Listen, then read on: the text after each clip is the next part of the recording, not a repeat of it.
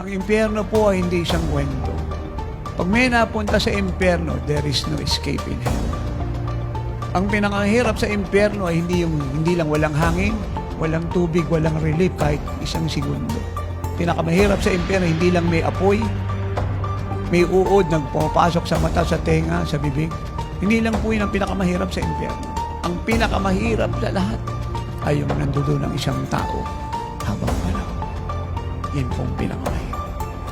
There is no escape in hell. Hell is a place that no one can escape. Pag narinig niyo po ang salitang eternity, without end.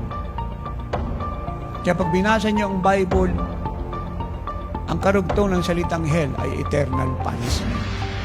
Walang wakas na pagturusan. Because hell is a place that no one can escape. It is a place of no return.